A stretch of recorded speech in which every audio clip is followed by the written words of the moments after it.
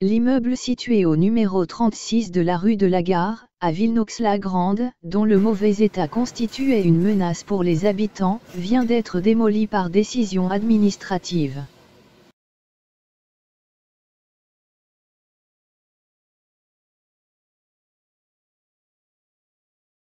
Cet immeuble apparaît déjà sur le cadastre de 1813. Il était alors la propriété d'un certain Pierre Gillot.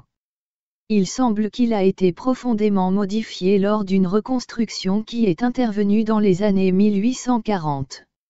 Il a souvent été occupé par des personnages exerçant des professions libérales.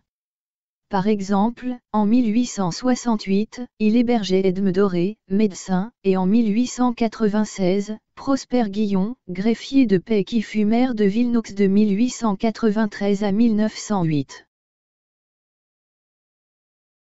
Avant la guerre de 1940, l'immeuble devint l'échoppe d'un marchand de vélos, puis d'un artisan électricien. Dans les années 1950 et 1960, il était un commerce d'antiquités. L'effacement de la peinture de l'enseigne révélait encore ses diverses activités avant la démolition.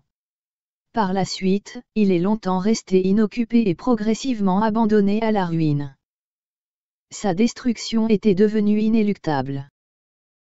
Les immeubles contigus, qui sont aussi en très mauvais état, étaient autrefois réunis en un seul ensemble qui constituait l'hôtel du Cheval Bardé. C'était l'un des plus importants et des plus anciens hôtels de Villeneuve. Des visiteurs de passage en 1734 notaient dans une lettre qui a été conservée: « Nous avons pris notre logement à l'hostellerie où pend l'enseigne le Cheval Blanc Bardé. » Un recensement de 1787 mentionnait que l'hôtel était tenu par Madame Marie-Anne Patin et que ses écuries pouvaient recevoir 30 chevaux. Le 27 juillet 1789, les miliciens de Villeneuve enfermèrent le baron de Bézenval, commandant militaire de l'Île-de-France, qu'ils avaient arrêté à Villegruy alors qu'il fuyait vers la Suisse, après la prise de la Bastille. Le ministre Necker, qui passait à Nogent-sur-Seine, fut informé de l'événement, et demanda aux miliciens de libérer le baron, par un courrier qui a été conservé.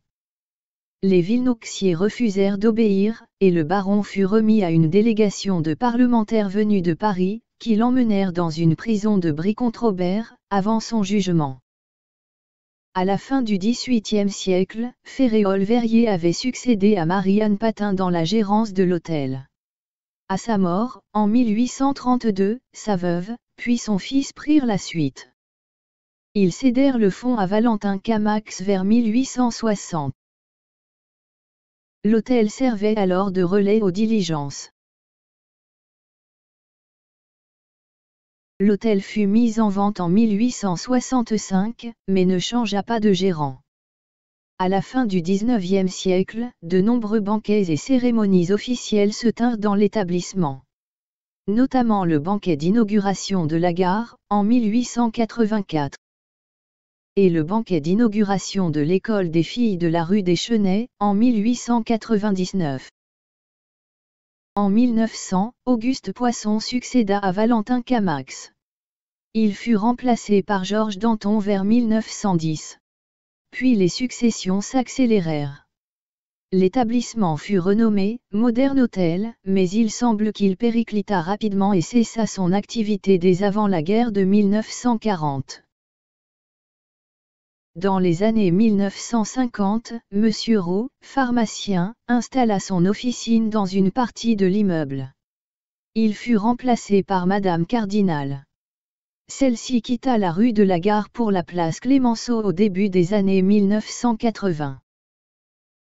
À partir de ce moment, l'immeuble de l'ancien hôtel du Cheval Bardé fut abandonné.